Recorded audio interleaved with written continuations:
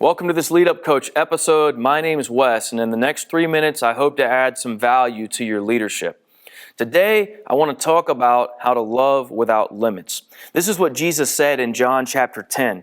It's a section called I Am the Good Shepherd in my English Standard Version of the Bible here today.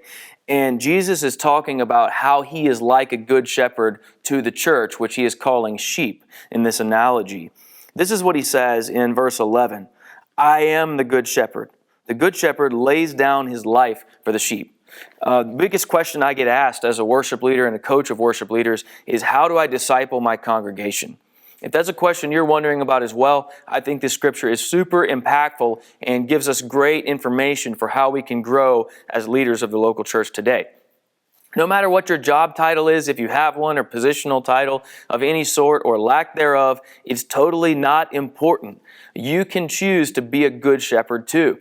And whether or not that's your title or a label or anyone's assumption of you, you can care for people well. That's what Jesus did, and we're supposed to follow after him. If you want to learn and grow in how to disciple your congregation, how to make disciples among your congregation, the very best thing I believe that you can do today is grow in love for your congregation.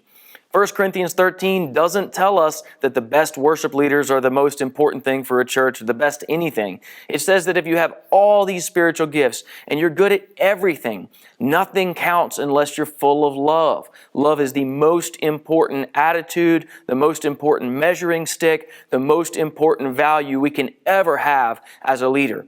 If you want to disciple people, grow in your love for people. If you want to produce more mature, healthy, happy disciples, grow your love for people and teach them to do the same for one another. The good shepherd lays down his life for the sheep. So not only are we to love well, but we're to sacrifice well. If we sacrificially love people, we're getting into the type of love Jesus talked about when he said, not just do you phileo me, do you love me like a brother, but do you agape me, like the Father loves me, like I love you? Do you love me unconditionally, sacrificially? Would you give yourself up for me?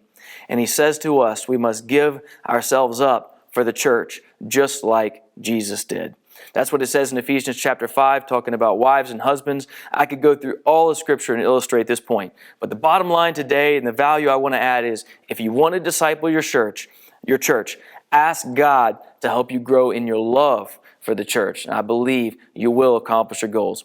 If you want to hear more about what I have to say on this issue, I'd love for you to head over to LeadUpCoach.co. I have an entire course about pastoring your congregation well from any role that you have. I believe it'll add value to your leadership, and I believe in you, the next generation of leaders. Let's lead up well together from the heart.